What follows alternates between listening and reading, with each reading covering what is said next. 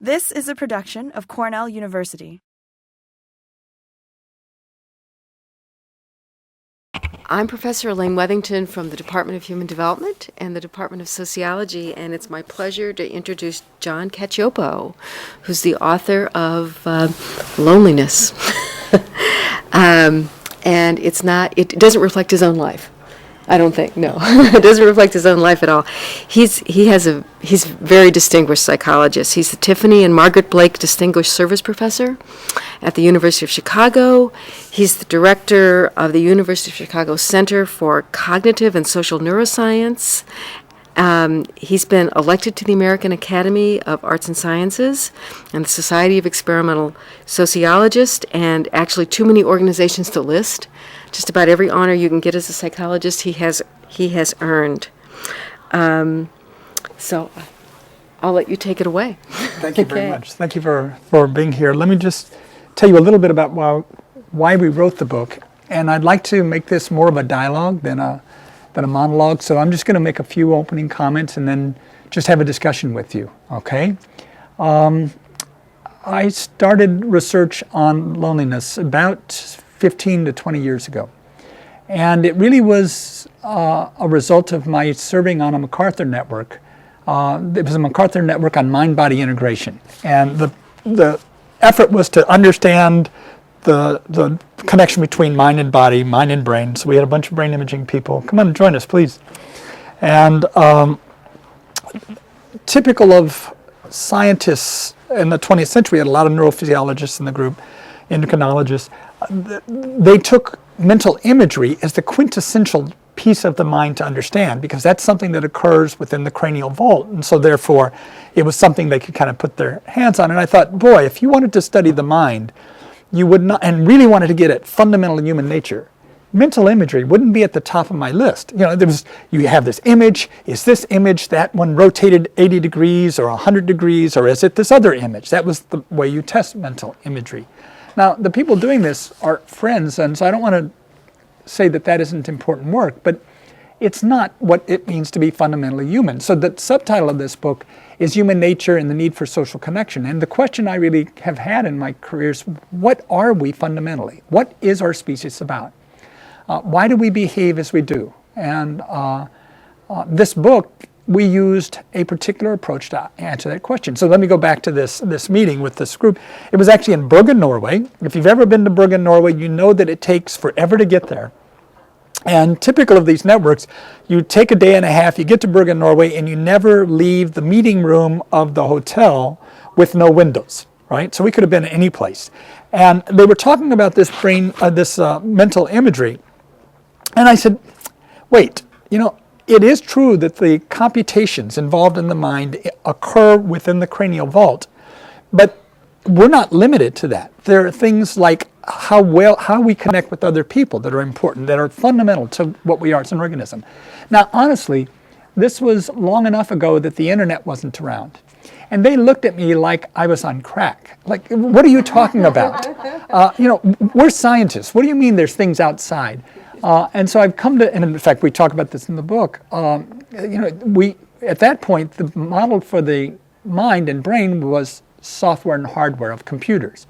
Now I'm happy to say that if you had a solitary computer connected only to the electrical outlet, you wouldn't have a very powerful computer, right? Computers today are powerful because of the capacities we have from them through their collection of connected computers, right? And in those computers, all the processing is being done within that box. I'm a scientist. I don't think that there's things going on in the ether. On the other hand, those devices are wirelessly connected, and there are special devices designed by engineers to allow them to be connected. Well, the internet's been around 20 years. We've been broadband and mobile connected for hundreds of thousands of years as hominids. And in your brain are specialized devices that allow you to connect. I have found it surprising that I've had to explain to some of my colleagues in the Center for Cognitive and Social Neuroscience who study language and the brain basis of language, that language is there for purposes of communicating with other people, not just to talk to themselves. And that always comes as a shock. Right? Because you tend to look at language by looking within an individual, what's the effect of this word versus another word? But we are inherently social species. We're not the only social species. We are just social with an exclamation point. So we take an evolutionary biological perspective on this. In evolutionary biology, it's about the reproduction of the genes that determines what evolves. And Stephen Dawkins is famous for his book, Selfish Gene. And from that, we've derived that selfish genes provide or produce selfish organisms. Kind of a good example of that is the sardine. The sardine is ready to swim at birth. Okay? Sardines swim together in schools. Some predator, like a swordfish, comes up, and they create these very dynamic-looking fish balls. If you want to kind of model that behavior, it's collective behavior. If you want to model it, put little dots on your computer and program them all to swim to the middle, and you get that dynamic. Okay? So you can see why Dawkins' model had such a profound impact. It says that the social behavior you do see is selfishly motivated. It sounds like Milton Friedman's 1970 economics paper, what's good for me is good for society. All right? I don't think that's right. I don't think that explains evolutionarily humans and a handful of other species, and I'm going to use Dawkins' selfish gene notion to explain why. We have the longest period of abject dependency of any species. Okay? It isn't your ability to reproduce that determines what makes it into the gene pool. For sardines, it is. For sea turtles, it is. They go to the beach, they birth hundreds of babies, they swim back to the ocean, they're on their own. The more I birth, the more that are likely to survive. Humans have litter sizes of 1, by far the mode, right? By far the most frequent litter size. And they have incredibly long periods of abject dependency. They would not survive very long if not for adults, parents, who cared enough to take care of them. And they were cute enough to elicit that nurturance even in moments when you'd like to kill them, or at least get some sleep, right? So we have not our ability to reproduce that's important for what makes it into the gene pool. It's the ability of our offspring to reproduce. And that changes everything. Now let me say that again. Let's go back 70,000 years ago. You may be out on the savannah hunting with another because together you may capture big game and you can't eat it all before it goes rancid anyway, so there's no loss to your selfish interest in hunting together. Well, the truth is, for the most part, you're not able to kill those big game. You're barely surviving on what you can find. If you've ever seen Survivor Man on TV, he is skilled and he has trouble surviving, right? I wouldn't last 4 days out there. And that's really much more the condition that we lived in an evolutionary time. Well, if you have barely enough to survive, and it's tough enough fighting off the wild beasts, why would you put yourself at risk for others, for weaker than you offspring? Why would you share your food? If you don't, you're more likely to survive. You're more likely to procreate. You may, in fact, have many such offspring that you leave behind. Do your genes make it into the gene pool? No. It's not your ability to reproduce.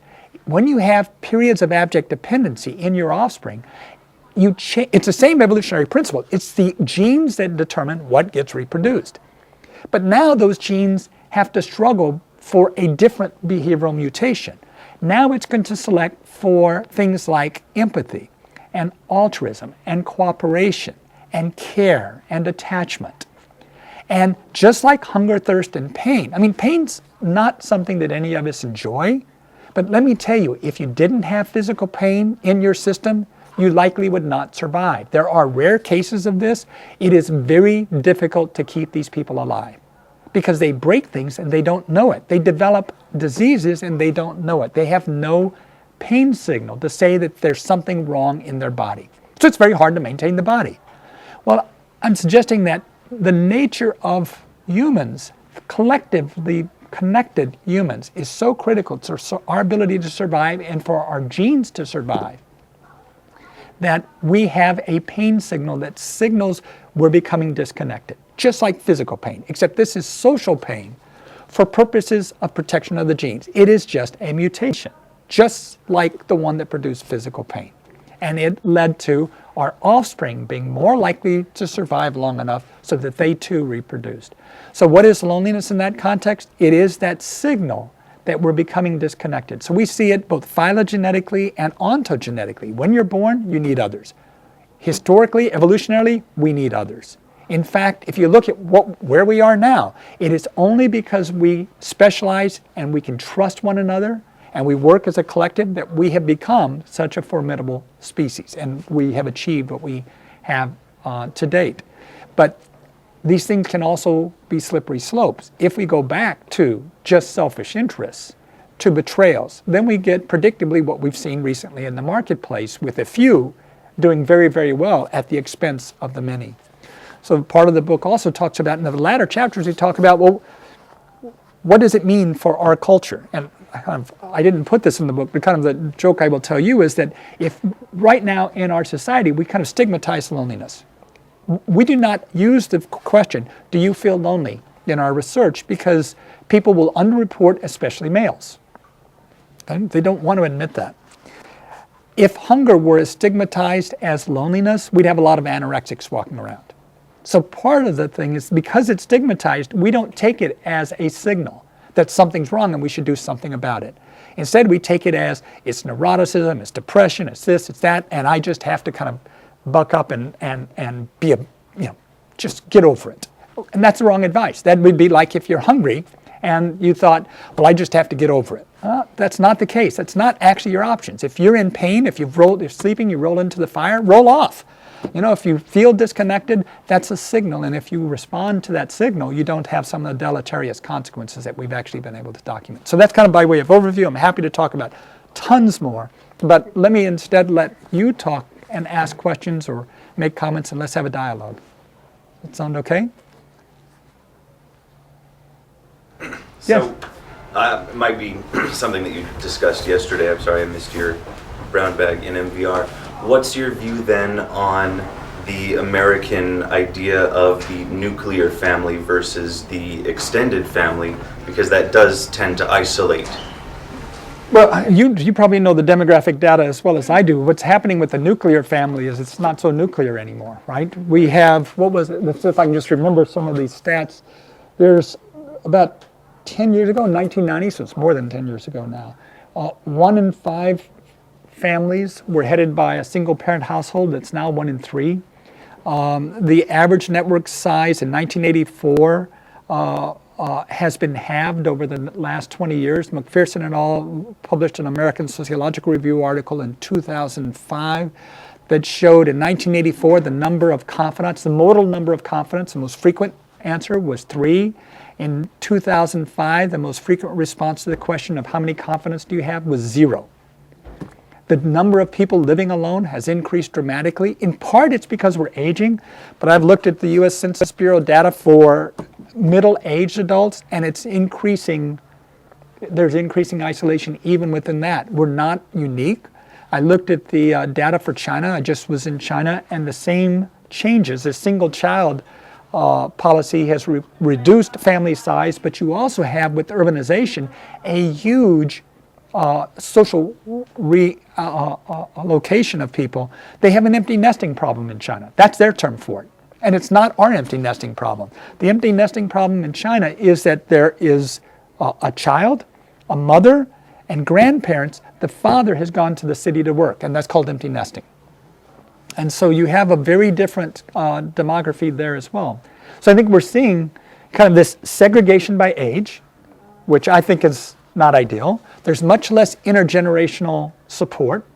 And I think we see social mobility as something that compromised this intergenerational connectivity and support. We moved from families and villages to, it was very cheap to move labor around, but that sacrificed those kinds of other village type organizations. And so you had a nuclear family, and now those nuclear families are disintegrating with increased divorce rates, with lower birth rates in a number of the ethnicities in America, and the later marriage dates. Well, I bring that up because if loneliness is a pain that we want to fix. Yeah. Menopause is an amazing way, just go evolutionarily, to get cheap extra parents right. with great exactly knowledge. Right. And so you'd think that the nuclear family would have deteriorated back into an extended right. family much sooner. So you're speaking about what might be the opportunities. I mean, I think we have to realize that we've seen this decimation of the extended family over the last 150 years. I mean, there's no time for evolution to operate on that. We see the costs of it, but I mean, evolution hasn't had the chance to try to repair that mechanism. But I think partly, and this is what the latter chapters are about, we've kind of made this appeal to say, wait, let's just think about whether what we're doing fits our human nature. I honestly think that, Milton Friedman's notion of what's good for me is good for society is what led Dickens to write the book about Scrooge, right? Now, Scrooge didn't end up a particularly happy person. He only ended up at the last moments of his life realizing that he had lived a life not worth living, and connecting with others and not just harboring money was really what it was about. That was really what was closer to what made him happy. We review this study that we did. We have longitudinal data from a population-based design. What does that mean? That means that we randomly identified people in 2000 between 50 and 67 years of age, half men, half women, Hispanic, African American, or Caucasian in equal numbers. And we've been following them since that point in time. All right? Every year we drive them into the lab, we do extensive testing, physiological, psychological, sociological, economic, and we've looked at what makes them happy. All right? Well, if you look at just correlations, household income is correlated with happiness. Scrooge was right. These economists are right. Well, the nice thing about our data is we can look longitudinally. And I'm happy to report that money did not predict happiness. So how much money you were making didn't produce, if you had a big increase, you weren't happier a year later. If you were happy and you were less lonely, you made more money next year. That's the reason for the correlation. Right? Well, think about your workplace. Our workplace relies on people being able to get along. We're doing a lot more problem solving together. We're managing larger teams. Even the customer service agent, if they're really grumpy and nasty, isn't as likely to get that raise, right? So we actually found the income to be the consequent, not the cause of this happiness and social connectedness. So I think the data are there. I think we just haven't put it together because the economists, guided by kind of this notion of let's pursue selfish interests, has had a big impact on how we organize labor and work settings. And the market collapse of recent days may be a prime time to rethink that. But that's why I like the Charles Dickens Christmas Carol. I think it kind of captures where we might be going and where perhaps we should be going if we want to do things closer to our own human nature.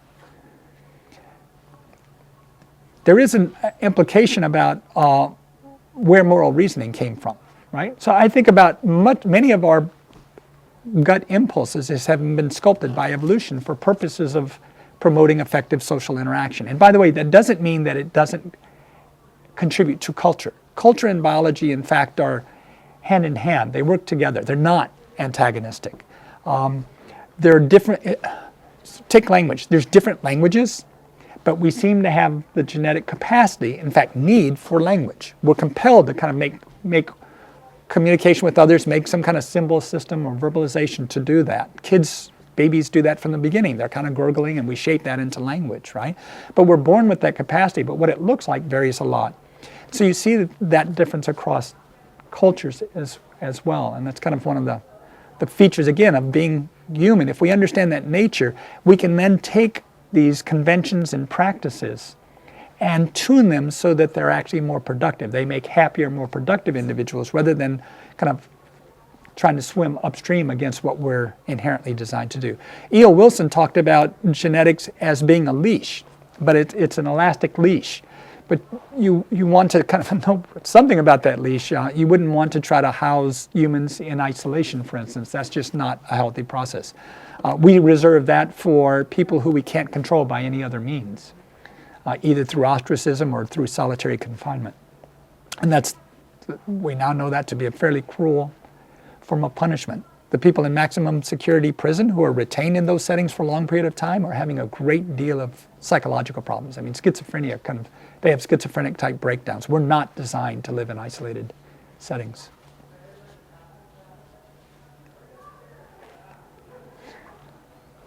Questions? So is loneliness, if you don't ask questions, I will, all right? So is loneliness the same thing as being alone? People often ask that. And the answer is absolutely not, but that's often because there are other people in your head. So we were talking about writing. When you write, at least when I write, but most people with whom I've spoken, when you write, you're alone. Right? I mean, you can't really write at a party and try to do it as a collective act. It doesn't mean you don't have individuals who are editing, but when you're writing, you're sitting there kind of working on your own. But it's an enormously social activity because you are writing for people, with people. I mean, I have students and colleagues, and I have a particular audience. That audience isn't uniformly positive. I have that reviewer out there who I know is going to raise this or that objection. But there's still, it's a social kind of act.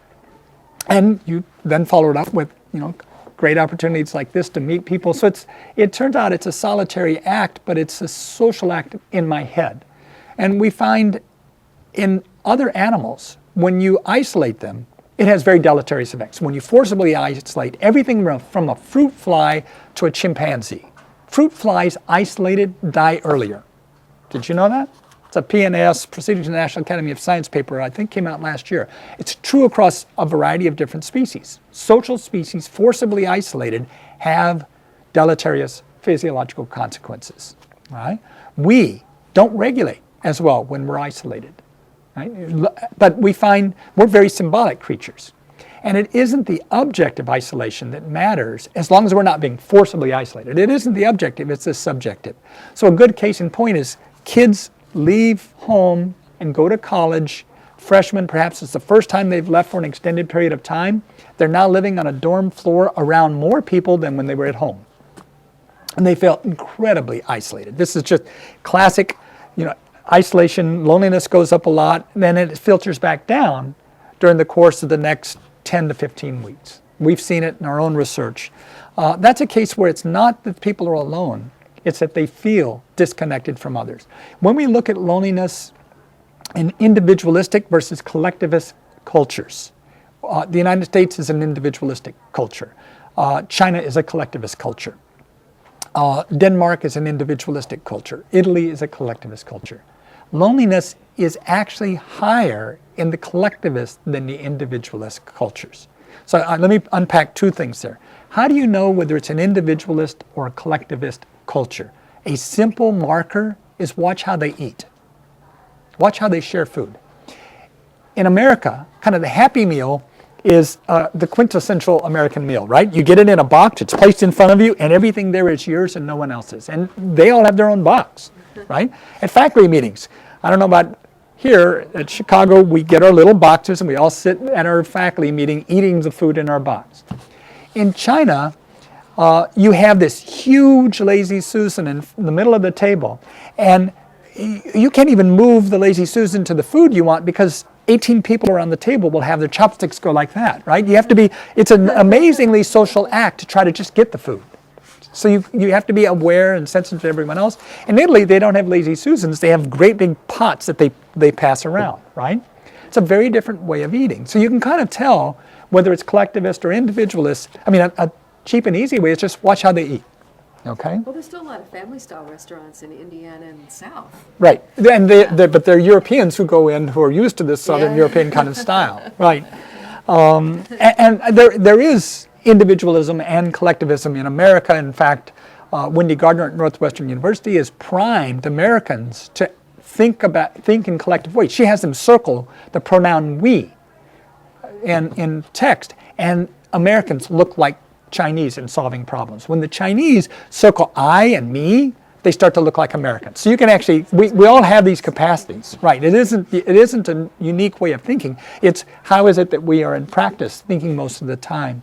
So why is it that loneliness is greater in collectivist cultures? It's because when you're in a group where the default is everybody's connected and you're not. So imagine that you're at this, everybody's connected at this table, but you're the one not. Everybody's sharing a common bond and you're not. This is why mixers are such a bad idea for freshmen, right? Because you go there and you feel isolated and I don't know anyone and I feel really awkward, and look, everybody else is talking. They all know each other. I actually think transferring in may be worse than the freshman experience because they in fact are already connected and you're kind of the interloper in that setting.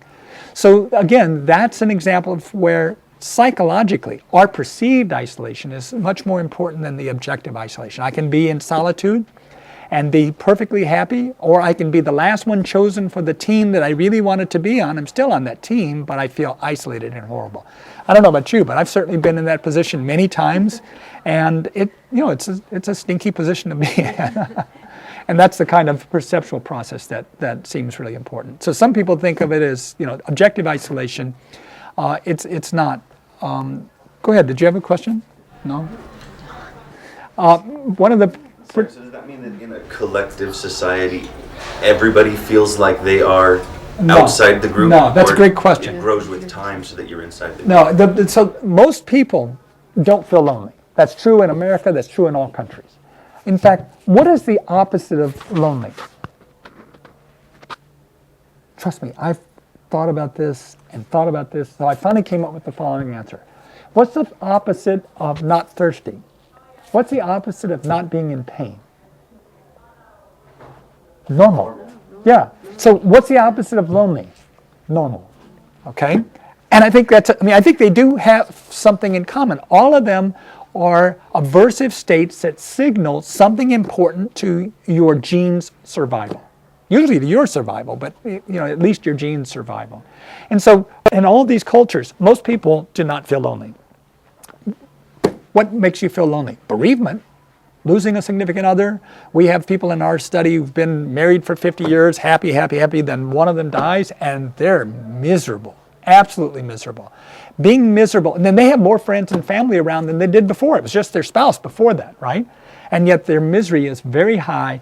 If you look around and everybody else feels connected, as in some of these southern European countries or China, that's when the pain is even greater. So you have this existential isolation as well. Like, I can't participate. I can't consume the salubrious connection that everyone else is enjoying.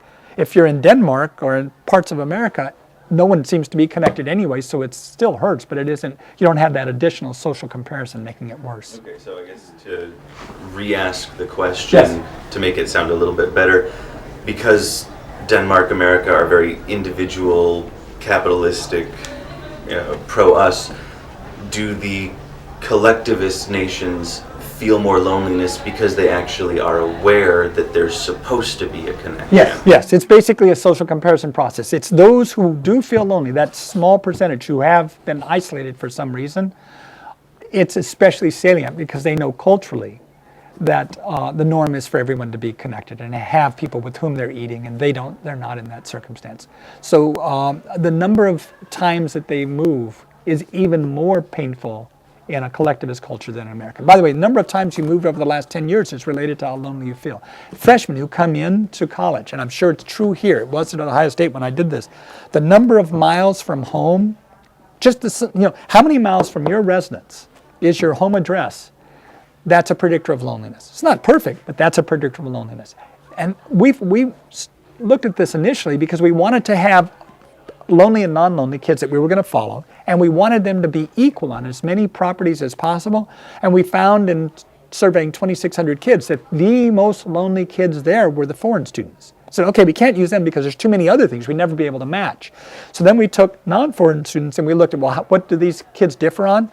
It was not physical attractiveness, it was not height, it was not weight, it was not household income, it wasn't intelligence, it wasn't education. We got permission to download everything that the registrar had on them, and we looked at all of it. We took photos, we had 4 different judges rate their physical attractiveness. People differ in physical attractiveness, but it was unrelated to loneliness. It was miles from home. And it was interesting, the lonely kids disliked their roommates more than the non-lonely kids. They disliked their suite mates. That was an even bigger difference. Floor mates even more, hall mates even more. So it wasn't just that they had bad roommates. There's this, well, again, if you think about it in evolutionary times, loneliness is a danger signal, right? It means you are in danger. And what happens when you're in danger? Well, one thing is you become a lot more hostile to people around you. A second thing is that you become less willing to take another person's perspective. I mean, if I'm in danger, I don't have the luxury of taking your point of view because I'm the one in danger, right? And so we did a brain imaging study. What the research shows is that lonely people don't display as good of social skills. Now, in kids, if you teach them better social skills, their loneliness tends to decline. In adults, it doesn't. And that's because when we and others now have given scales, the lonely adults have the same social skills. They don't use them. Why don't they use them? Well, if I'm taking my perspective, I'm not going to know the social skills I might deploy as well as if I'm taking your perspective. If I've got your point of view in my mind, then I'm going to be able to draw on the social skills I have in a more effective way. We did a brain imaging study where we looked at, so basically we're showing positive pictures of people and equally positive pictures of objects. I now subtract the hemodynamic response of the brain in response to those two pictures. All right? I have negative pictures of people, negative pictures of objects. I'm going to subtract those two. So I've got these hemodynamic responses. I'm now going to correlate all those voxels of the brain with the loneliness of the participant across people.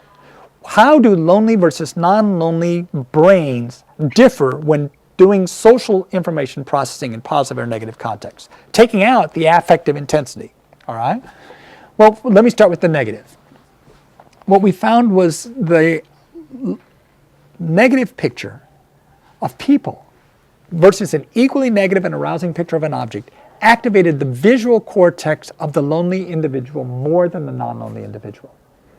If I'm expecting a dangerous, nasty world, and now there's a negative picture involving a person, I'm riveted to that picture. Okay? So greater visual cortical activity. Now as you follow this information processing stream forward, you get to an area called the temporal parietal junction. So temporal's down here, parietal's up here, occipital where vision is back here, so it's traveling forward, the TPJ bilaterally. And that's more active in our non-lonely people. What's going on? The TPJ is the area that controls attention, that allows you to take the perspective of another person. I mean, that's a pretty remarkable achievement in terms of attentional control. I can move outside of my head and move into your head, right? Well, that's not something that's done miraculously. There's neural machinery there that allows me to do that. And of course, we evolved such machinery for the same reason we evolved wireless cards for computers. It's because being able to get inside your head allows me to now communicate and work more effectively with you and care for you when you're in need, and I need you to survive so that we can both survive, right? Well, if I'm feeling excluded and in danger, I'm less likely to do that. So it's the TPJ and the non-only that's more active. So it's not that one brain was more active, it really depended on what part and what was that part doing that determined what was good activity. Kind of a quick story about, well, what about the positive picture since you broached that topic? It isn't the reverse pattern. It's a very different pattern. We did an experience sampling method study with their students, which means we beat them randomly 63 different times during a week. And we found out that the lonely and non-lonely students were in the same situations. They were with people just as long. They had the same number of uplifts and hassles. Most of the uplifts are social. This is no surprise. Just watch what makes you happy in a day. Most are going to be social. All right? The events were the same. The lonely individuals rated them as less uplifting. Okay, so now let me go back to the brain imaging study. These are pictures of other people. They don't know, right? What do we see? Well, positive pictures elicit ventral striatal activity. Ventral striatum is an area of the brain in the limbic lobe that's active when you have reward. If I show you an ice cream cone and I give you an ice cream and you taste the ice cream cone, you'll get ventral striatal activity unless you don't like ice cream, right? If you like it like I like it, boom, big amounts of ventral striatal. I think ice cream and 24-hour banking are equally positive to me, because if it wasn't for 24-hour banking, I would never have any cash, ever. I don't know about you. Who's out around during banking hours, right? So, and online banking, I can't draw cash out. I need the 24. So that's a really important technological innovation. I don't show ventral striatal activity to the 24-hour banking. I like it. I'm really grateful. It's really good. It isn't an emotional attachment. Ice cream is. All right? So what do we see? We took pictures that lonely and non-lonely rated equally positively. So it's not that, just like 24-hour banking versus ice cream. We then looked at what differed in response to the social, non-social positive pictures. It's the ventral striatal activity. And it was much more active in the non-lonely than lonely when looking at the people. So I kind of think it is non-lonely people looking at other people have an ice cream response, right? Like this is, not that they're interacting, they just see another couple have a sweet interaction and they go, that makes you feel good, right? It's like having a lick of ice cream. A lonely person looks at it and it doesn't have that same response. Now they recognize it's good. It's like, look, 24-hour banking, I like that. But it doesn't kind of give you that extra boost in the day. And so we think that helps explain why the uplifts of positive interactions with others is actually less powerful for lonely than non-lonely. The brain's just processing the information in a different fashion. They actually showed more striatal activity to the non-social than social. Well, if I'm worried about somebody betraying me, that may well be why we get that differential response. So do you see, I don't know. I'm grateful you're here. left field question, I think. Please. Do you see decreased loneliness then in people diagnosed maybe with ADD because of the attention to the situation problem that they have? Less loneliness in ADD. Well, it sounds like That's a good question. Yeah. it sounds like if you can't really pay attention to the fact that you're lonely, or you can't, with your TBJ there, the focus on the ice cream. If you can't really focus on the ice cream, We haven't looked at that. Here's my guess. It's the answer is no, that they'd be lonelier. And there are two studies I'm going to give you as to why that's the case. One is that this feeling of this activation of threat doesn't have to be conscious. I mean, you know the Joe Ledoux story of you're walking through the woods, you see something, you jump back, you look down, and it's a curved stick. Why did you jump back? Oh, his argument is that's the amygdala, it's monitoring for threats, and a curved stick has the evolutionary significance of it. It could have been a snake. If it turns out to be a stick, it's no big deal. You just go on watching. If it was a snake and you hadn't jumped back, you perished there. And so we've evolved to monitor for threats. Well, our notion is that what these lonely people are doing is that's the default state. And it's not like they're aware of it any more than you were aware that you were looking for that curved stick or snake. It's that we now have primed that in lonely individuals specific to social threats. So one of the ways we thought of testing this, because that's a little bit hard to say, okay, how do you empirically test that? We thought, well, sleep. Now, that's not an obvious answer, but let me tell you why we thought of sleep. If in evolutionary time, standing with the stick by yourself trying to fend off wild animals isn't daunting enough, when are you even more vulnerable? It's when you put that stick down and fall asleep. If you have a safe social surround, then you don't have to remain vigilant for threats. Now, I don't mean you consciously, deliberately making this decision. I mean the brain's default state. The brain's default state need not be concerned about the evolutionary threat that it's facing when it closes its eyes and loses consciousness and loses awareness of whether there's anybody even in the context, right? If you are lonely, if you have this feeling of threat because of disconnection, then the brain's vigilance needs to be maintained. And so we tested sleep. And what we found, we put them to bed. We put these kids, these were undergraduates, we had them in the clinical research center in the hospital. We laid them to bed at the same time. We awakened them in the morning at the same time. We also measured their sleep 5 days in a row in their homes and their residences. And we found exactly the same thing. It is that lonely individuals don't sleep less long. They have more micro-awakenings. Micro-awakenings, they're not even aware of it. If anyone has known anyone with sleep apnea, the spouse knows the other one has sleep apnea. But the person who has the sleep apnea is probably clueless, right? But what the person who has the sleep apnea will say is, I didn't sleep very well last night, I'm tired. That's what micro-awakenings do. What are micro-awakenings? It's not that I'm not suggesting lonely people have sleep apnea. I'm suggesting that there's this increased vigilance. When you're at a hotel room for the first time, you usually don't sleep as well as the next night. It's because all these new sounds, your brain's sitting there calling alert because there's potential danger. Well, you find out very quickly that no, it's just, it's a hotel room, blah, blah, blah, and your brain relaxes. It adapts to the new sounds, right? So this is the level of vigilance that's looking for those kinds of dangers. And that's one of the reasons why I think it's below strategic. The second reason, and ADHD should be susceptible, very susceptible to that. The second has to do with one of the important ways in which we connect with others. And it's simpler than you might think. You've seen on campus, two people walking along, on sidewalks, maybe walking toward each other, and they're walking with different paces, and their arms are doing different things. I mean, it's clearly two separate people. So I'm this geek. This is, I think about things in terms of kinetics sometimes. So just instead of looking at people, imagine there's light dots on them, and it's a dark field. So you can actually quantify the periodicities as you see them. All right? Well, I mean, they're clearly out of sync. They're two different entities moving together. Well, lo and behold, it turns out they're greeting each other. They say hi, and then they walk off together. All of a sudden, that light dot pattern is synchronized. Now you have a single unit. They're walking in pace, their arms are moving together, they're coordinated in their movements. It's like a single unit. They can fall into synchrony. All right? Well, again, geeks like me do things like one of those makes one of them a confederate, and you vary how much you fall into synchrony with the other one. A little bit, completely, a lot, not at all. All right? Okay, they walk off, they talk, that session's over, you run in, you catch the true subject. Confederate's gone. So you're asking the subject, so how much did you like that person? How much rapport did you fit? How willing are you to work with that person in the future? The greater the synchrony, the greater the liking, the rapport, the willingness to work with the person in the future. That occurs spontaneously.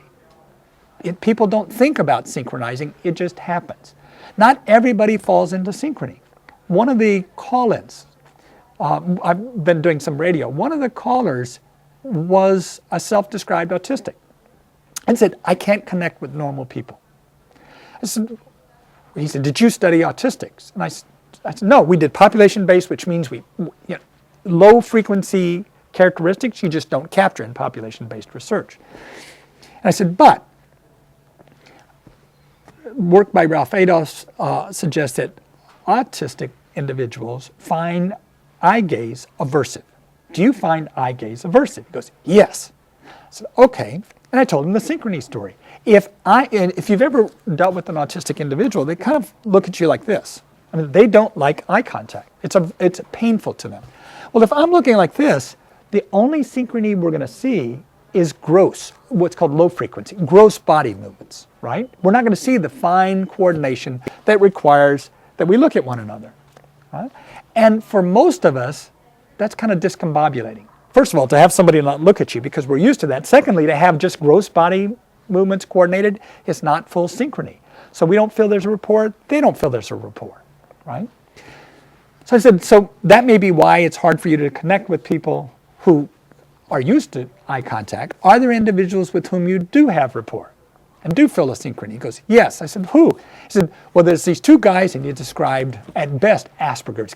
And they also find eye contact aversive. Well, you've got this gross body synchrony, and that's all that they're paying attention to, so you can see how that. So I think ADHD may well show poor synchrony for the same reason you're suggesting. It's not that it's intentional, but if I'm flitting around, then I'm out of phase or out of synchrony with the other. And it's both phase and synchrony that are going to be important to have this sense of rapport. So that would be my guess. It's empirical. I haven't tested it, but that would be my guess, that they may fail for that reason to achieve some of the rapport and synchrony that we see in non-ADHD kids.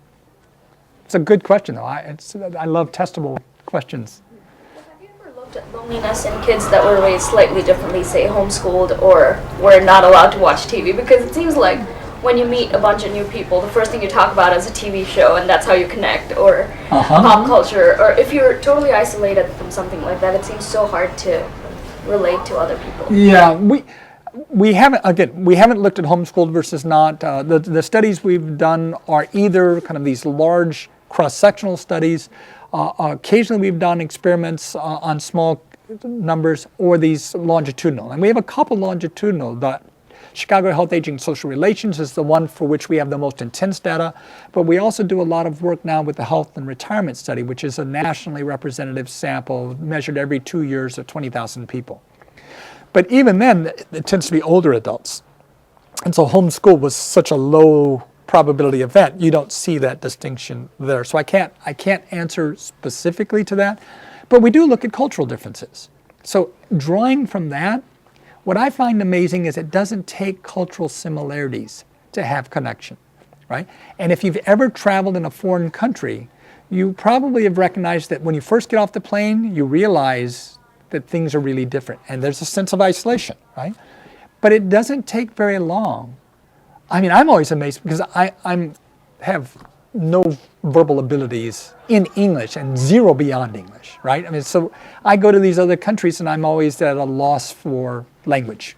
And yet, it's remarkable how effective people can connect and communicate and get what's needed and even enjoy people without language connections.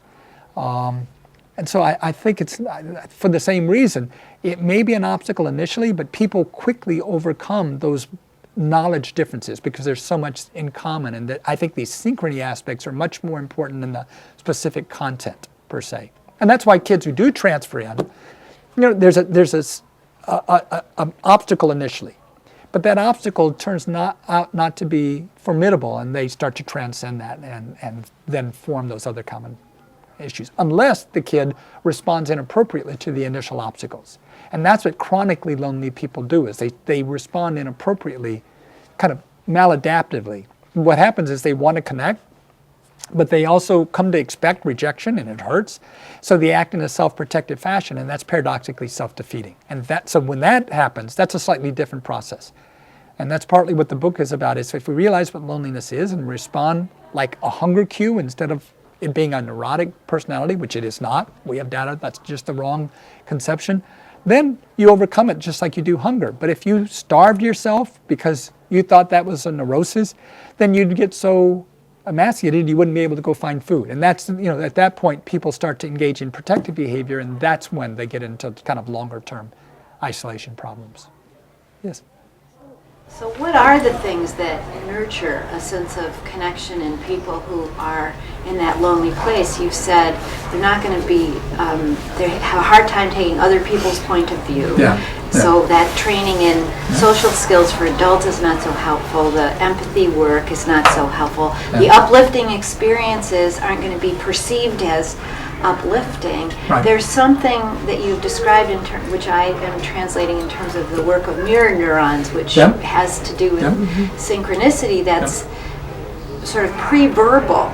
And so I wonder if I work in a program, a peer counseling program called Empathy Assistance and Referral Service here, EARS, and it's sounding to me like there's some kind of nurturing that could be done that we don't know about yet, or that I'd like to hear more about. So I think partly it's if we can understand what function loneliness serves and get a more accurate depiction of it. I mean, again, if we treat it like hunger, thirst, pain, understand what it is, then we know that this isn't something to deny, it's not something to stigmatize, it's information that should be used. If we also know that we're not feeling endangered on purpose any more than we're jumping back when it's a curved stick on purpose. This is how our genes have been selected, and it gives us our humanity. I mean, loneliness is simply that cue, but if we didn't have this architecture, if it hadn't been sculpted, we would not be the generous,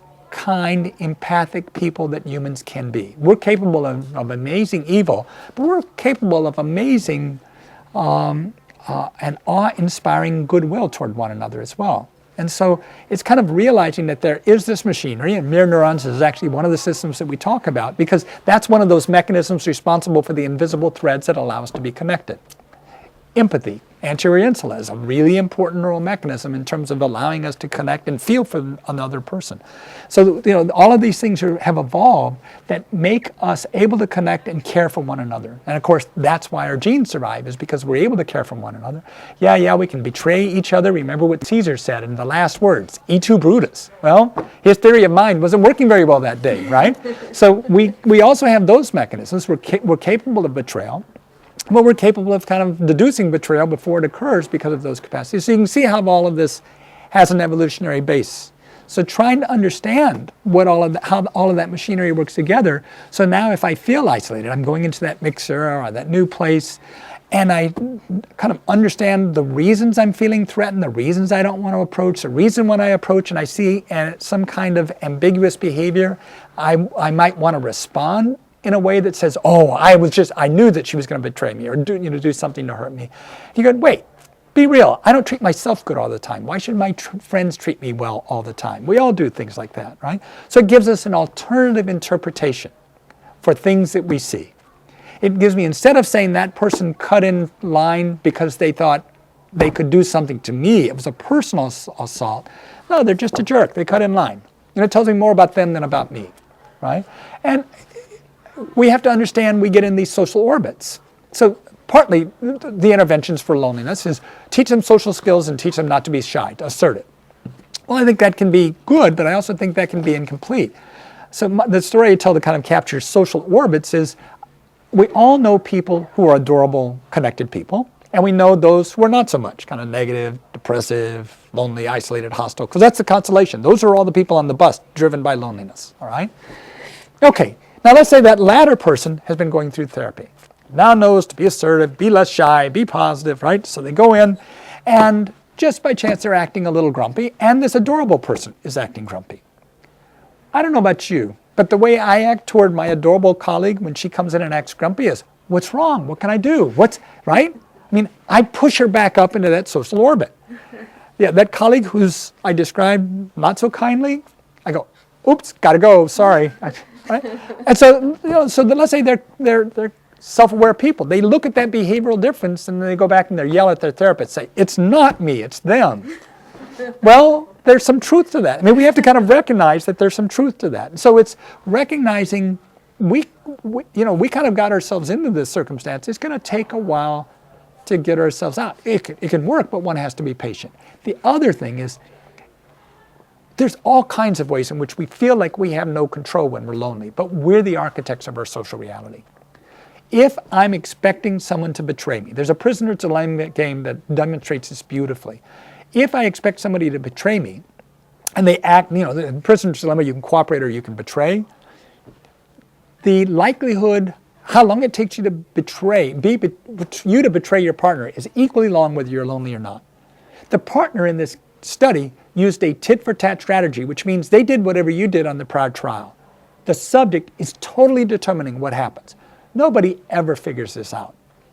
It's one of the more remarkable things about our egocentric existence. We don't realize we're totally determining what's happening in this game.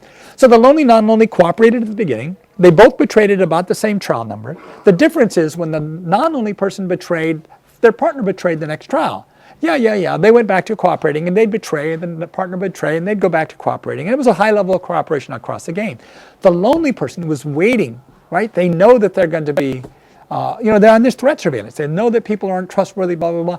When their partner betrayed, which, by the way, was because they had betrayed the last trial, they said, see, and the betrayal rate increased. So cooperation plummeted. They ended up, at the end of the study, saying, that SOB, I had no control over the circumstance. And you can see that's a legitimate, honest, they're not fabricating, that's their honest perception. It isn't accurate, but it's an honest, there can be an honest perception without being an accurate perception, right? So that's the kind of world that a lonely person can create. Well, once you realize that, then you start giving people the benefit of the doubt. And there's one other quick kind of distinction I think is important to try to capture with this, and that is lonely individuals are hungry, right? They're in a need state, just like hunger, thirst, and pain. They're in this need state for social connection. And when you're really, really hungry, or you're really, really thirsty, and you have poisonous water, what do you want to do? You want to drink. You want to drink all of it. Sometimes it's not so healthy for you. And if you've ever talked to a person who's been kind of isolated and lonely, you feel like you're being eaten alive, right? It's a little too intimate, a little too aggressive, a little like back off. So it's not so much, I understand that motivation, but it's not so much about eating as it is feeding. And so when I have 5 seconds on radio programs, they say, well, what would you say to do? I say, go work on a soup line. Do community service. Feed other people. Literally, feed other people. Because you find out that people are really nice, they're really grateful, they're really decent, this is fun, and I'm getting nourished while feeding other people. Now, I want to add a caveat. Lonely people are also more sensitive to, can be placed in scam situations more. So you want, it's not be positive, don't worry. It's not about just do things for others, because you can put yourself in a situation where you're being exploited. So it's be real. That's really the story, is be real. Select carefully who your friends are and then expect the best. But be very careful in selecting your friends. A neuroeconomics game we did called the ultimatum game. The nature of the game is this. I'm given $10. I'm given Elaine any amount I want. She can either take the amount she's given and I get to keep the rest, or she can say, no, I'm not willing to take this, in which case I don't get to keep the rest. Okay? Well, if an economist says I should offer her the smallest amount possible, if that's $1, I should keep 9, offer $1, and she should take it. Right? That's the rational choice. People don't do that. They think that's unfair, which itself is a really interesting. Again, in an evolutionary context, it makes sense that it wouldn't be acceptable. There's this repulsion, and she will forego that $1 or $2 or $3 in order to cost me that $9, $8, or $7, and it shapes my behavior to be fair, right? So that's what the data show. Lonely individuals are more likely to take the $1. Now, they're really angry about it, which is the interesting. They're angry, but they take the $1. Why? Well, if I really want to connect, I'm willing to negotiate a bad deal. But it's interesting that I'm willing to negotiate it, but I start off really angry with you. So here's a case where the people aren't sinister. The lonely person is negotiating a deal they don't actually want to live with. Right? And so there's that going on as well. Not only are they willing to talk to people who aren't as kind, but they're also, with equally kind people, willing to put themselves into less satisfactory circumstances in their own eyes. And so again, those are the kinds of things. I mean, it's not a simple answer, but that's why I find it interesting. I think humans are wonderfully complicated, and loneliness is this really interesting window into how it is that we've evolved to be as interesting and powerful a species as we are. And you know, kind of a side benefit is it's kind of told me something about loneliness itself as an aversive state, and it's a much more positive story than I thought when I started out. I mean, when I started out, the scientific view of loneliness was its depression, its neuroticism, its overall negativity, its hostility. It's just not very nice people, and isn't it good that they die early? It was kind of the notion, and that's just completely wrong. All of our research we do both cross-sectionally and longitudinally. And everything that we see cross-sectionally, we have seen longitudinally, which means it's not true of these people, it's true of humans. It's true of all of us. Occasionally I'm asked, so is there going to be a drug for loneliness? Or wouldn't we be better without it? Well, I'm afraid that, do you want psychopathy as the dominant mode? I mean, if you have no feelings for others, you're not affected by disconnection, I think we'd have a lot of psychopaths. And we do have drugs for it. Heroin knocks out feelings of loneliness. It knocks it out in rats, it knocks it out in humans. And if you've looked at what happened to heroin addict mothers with young infants, the infants suffer neglect. Not abuse so much as neglect, because they just don't have any need to connect. So I would hope we don't have any long-term pharmacologic treatments that eradicate feelings of loneliness, because it really does contribute to us being the splendid species. I've become a fan of our species, actually, as a result of this research. And other species that have these long periods of abject dependency. So before, I never thought about, does this species have long periods of abject dependency or not? Now I do. And if you think about, if you watch, like elephants do, whales do, other great apes do, and you start to see kind of an adaptation that looks a lot more like us than you might otherwise see. Yeah, dolphins do. Right.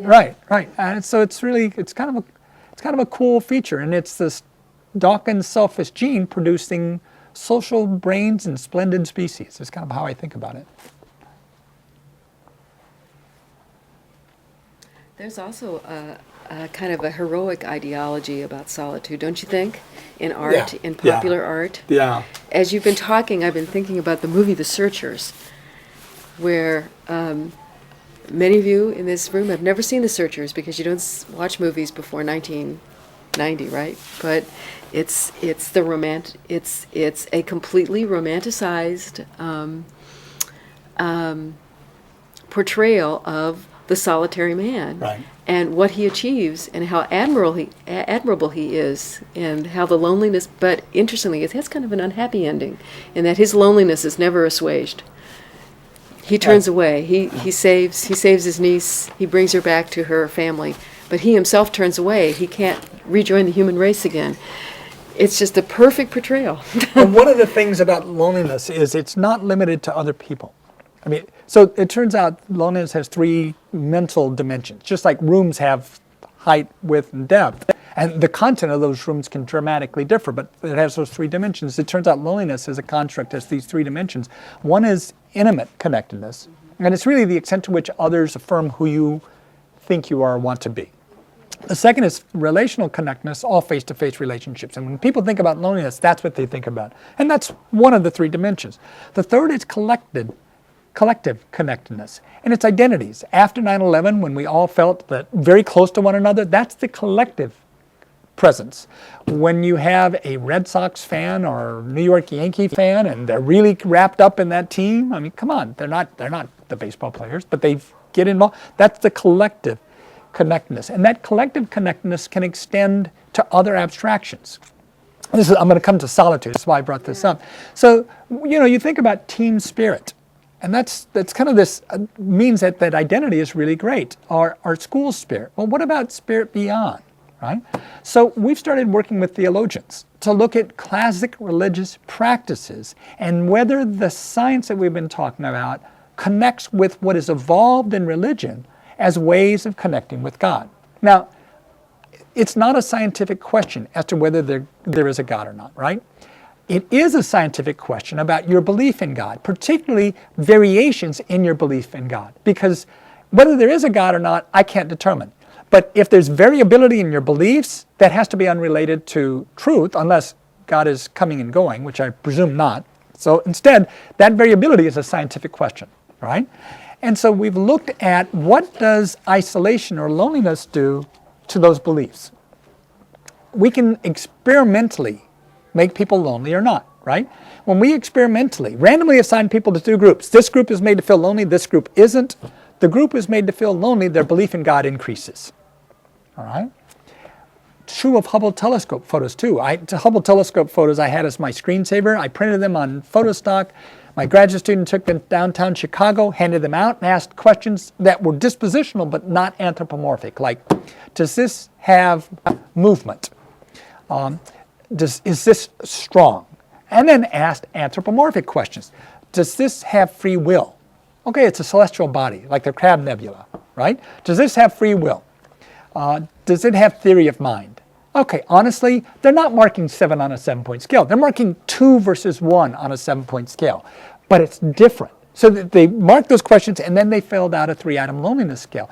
The lonelier they were, the more they made anthropomorphic attributions to those celestial bodies. We then went back to the university. We randomly assigned people to lonely and non-lonely. The lonelier we made them feel, the more they anthropomorphized celestial bodies.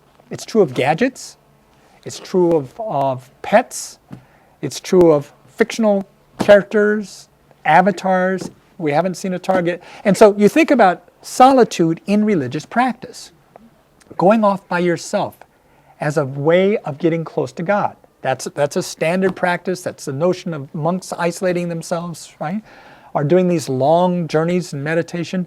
Well, indeed, if you feel isolated, you will start anthropomorphizing more about any number of things, including God. Now, that doesn't mean God doesn't or does exist. It means those religious practices have evolved for viable psychological reason.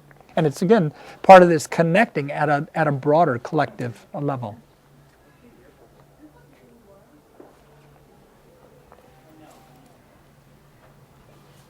Yes, please. In a lab, how long does it take you to make people start to feel lonely? We've used a couple different techniques, and it depends how strong we want the manipulation to be. So if we want it to be, if it doesn't need to be real strong, and it really depends on what we're looking at. So if we don't want it to be particularly strong, we can simply have you fill out a loneliness scale and either have there the scale of, you're saying, I feel there aren't others with whom I can talk, and it's, we're saying frequently or occasionally. So you're just saying yes, no, to frequently or occasionally. Well, if the words are frequently, you're going to say no most of the time. If the label that on the scale is occasionally, you're going to say yes more often. Saying yes to those items will make more accessible those events, and you'll feel lonelier than the other group. All right? Simple as that. All right? That's a very subtle one. We've also used hypnosis. where we hypnotize people and we put them, remember we have these 3 dimensions. We put them into each of those dimensional aspects and make them kind of think about it, their loneliness goes up a lot. And their personality changes dramatically. That's how we know these other characteristics are passengers on the bus instead of driving the bus. Because when we manipulate loneliness, all these other things fall into place. Or we go the opposite direction. And so that's our very, very strong manipulation. Pretty stunning, but it works. It works. By the way, we always have to disabuse them within a relatively short period of time, and when we do the hypnosis, we give them the loneliness scale at the end to make sure they've returned to base rates, because it has deleterious consequences. I mean, it does a number of different things. Roy Baumeister at Florida State uses a different technique, and I've been tempted, but I don't think we could get it through our IRB. He gives them personality feedback. And they get feedback on 2 scales. One is an extroversion scale, and they're told honestly their extroversion level. And they read it and they go, huh, that makes sense. And then they're given another personality scale feedback. And depending on which experimental condition, it's one of 3. In one condition, it's kind of neutral information because that's a control condition. In another, they're told that even though they've lived a fairly healthy, accident-prone life so far, this says that as they age, they're going to suffer many, many broken bones, and they're going to suffer a chronic pain throughout their life. All right? Now, stunningly enough, undergraduates buy this. All right? The third, and that's a negative future control group. The third is that, well, you have friends now and you have family, but as you age, your friends will drift away and you're going to live a life alone for the rest. You'll end up living alone and an isolated life. That's it. Right? Doesn't sound as bad as you're going to live with broken bones the rest of your life. But that's the loneliness condition. Not his label, my label. That's his future alone condition. I call it the loneliness condition, right? That manipulation does the same things we find cross-sectionally in our lonely, non-lonely studies. And that is, it completely dysregulates their ability. And they don't persevere at cognitive tasks. On difficult cognitive tasks, they do more poorly. On a self-regulatory task, they take short-term rewards. So if I have this not very tasty drink that's really nutritious, I drink less of it. If I have this really tasty but bad for you cookie, I eat more of them. If I'm in that future alone compared to just a bad future, broken bone future condition. In our own research, we find our lonely older adults exercise less and take more of their caloric input in fats and sugars than our non-lonely. When we look at what that's due to, self-regulation mediates it. So it's the same process. We do a dichotic listening task. They show poor ability to change their attentional control than our non-lonely participants. And so it seems like that's how it's manipulated, and you use it when you want to study these very specific effects. Then you have to make sure that you put them back in their normal stance. Roy does the other. I don't know that. I mean, I would worry that you can't actually disabuse them about that future alone, and it's a very caustic mental state. So we don't do that one. Well, also the fact that you can actuate those changes that could continue makes me wonder if you couldn't actuate positive changes that would also. Well, that's been suggested. I think that's really good. The problem is most people are not lonely, right? And those who are lonely, you're going to get regression to the mean. So to show an effect, you really need to be working against regression to the mean. That is, if I'm up here on loneliness, over time I'm likely to migrate back down a little bit, right? I might migrate up later, but I don't have much else to go except down. And so to show a treatment effect, you have to work against that. If I can move you in both directions, now that's a better test. And so that's the problem with this kind of work. You want to be able to experimentally test it in both directions, but for very good ethical reasons, you're limited to weaker tests. So one of the things that we're trying to do is to develop a non-human primate model of this so that we can, and even then, you can only isolate an animal for 30 days. Because after 30 days, the animal starts showing sufficient distress for ethical reasons, you will stop it. But that's long enough to study some of the very specific physiological effects. I haven't even talked about the physiological effects. Much of our research is really not about the mind, but about the brain and the biology. And just to give you a snippet, we've demonstrated that loneliness impacts all the way down to gene transcript, gene expression inside cells. So it affects the trafficking of glucocorticoid receptor signals on leukocytes and the transcripts that carry that signal to the nucleus of the cell and what that nucleus of the cell is doing to DNA. And then the RNA transcripts going out and affecting cytokine circulation. Loneliness actually, for a very specific and understandable reason, affects gene transcripts. So it's a kind of a very interesting biological story as well as psychological story. It fits together well, but then if it's evolution, it should. I mean, what's evolution acting on? It's acting on genes which are what are producing these messengers through RNA transcripts. Yes? So, previous, with the degradation of families from nuclear to single parent, and I'm assuming an increase in loneliness overall. Given our evolution that loneliness is a pain receptor that we want to avoid, why are we de-evolving? I think that's an interesting question. Yeah. Well, we're de-evolving in the short term, right? Again, we're talking about, in fact, if you just go back 100 years in America, it wasn't me. It was united we stand, divided we fall. That was kind of the national slogan. It's only been the last part of the 20th century that we started to see this strong emphasis on the individual. I think we forget that it's not actually an American ideal. You know, the Marlboro Man wasn't actually the icon of America until that advertising campaign. And economics didn't press as much.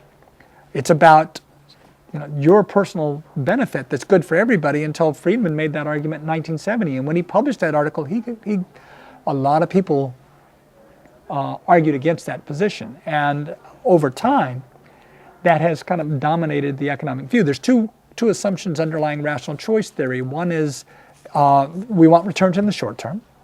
And the second is you want what's good for you. And you just think for a moment, rational choice theory could be based on two other assumptions. Those are not tested assumptions, those are assumptions. It could be what's good for me and others. Either what's good for me and not at anyone else's harm, or what's good for me and others, right? So you can think about 2 by 2.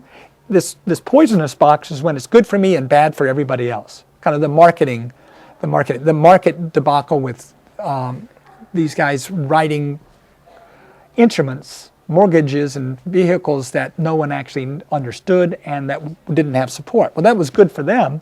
And I guess you heard the emails that were on the press about, gee, I hope I get out of this before this house of cards collapses. I mean, so that's in that cell that I would want us to avoid, right? Okay. Well, if you had economics avoid that particular cell, and it wasn't only about short-term interest, but about a sustainability, I would suggest rational choice would produce economic prescriptions that you might actually, a collective group of individuals might say was wiser. I don't know for a fact, but I would think that if it was about sustainability and what was good for society as well as the individuals, that we would have wiser economic decision making. And so I'm actually hopeful that we will see this and we'll kind of modify some of the things that we're doing as a society. So any society is going to go up and down. If you've read the book Collapse, some societies don't get it right, and then they collapse, but other societies learn from their errors and end up doing things better. So I kind of think evolution's going to win on this one, and loneliness will be treated in an appropriate fashion. I personally hope that America learns in the short term from that, but that's my bias. I mean, that's just obviously something that you could argue with on empirical grounds, and it'd be a good argument. I think time will tell, though. Evolution doesn't guarantee it always gets it right. It just guarantees that in the long run, it's likely to get it right. And if we mess it up really, really, really badly, like some meteor has occasionally done to Earth, it'll just reset and then it'll get it right again for the long term. I'm just personally worried that given our understanding of genetics and our Darwin and our Dawkins, can we really trust ourselves to follow evolution because of our inherent knowledge of it? That's a great question. So I think what's important, and that's why I said, I'd like to have this argument, because I don't think anybody who says they've got the answer, you should kind of worry about. But I do think the right question is, what is our nature? And I don't mean nature versus nurture. I mean, what is our nature that's been sculpted by genes and environment? The thing that people sometimes forget in that argument is that the genes are selected because of the environment, because it's adaptable in that environment. So genes and environment are not a contest against one another. It's like asking what's responsible for the area of a triangle, the height or the width. You're going, both? And that's what gene and environment are. They actually work together. And so I think that's the right question, is what is our nature? And try to design systems that don't push uphill against that nature. And I think that's a question that needs to be asked by interdisciplinary scholars with historical perspectives. And it's a great debate that will should help shape public policy. And I think this, if the book is anything, it ends as a call to have that debate. And we've certainly laid out a different picture of human nature than is out there as the individualist, looking at the mind as if it were a solitary computer. But it's really meant to be a start, not an end to that call.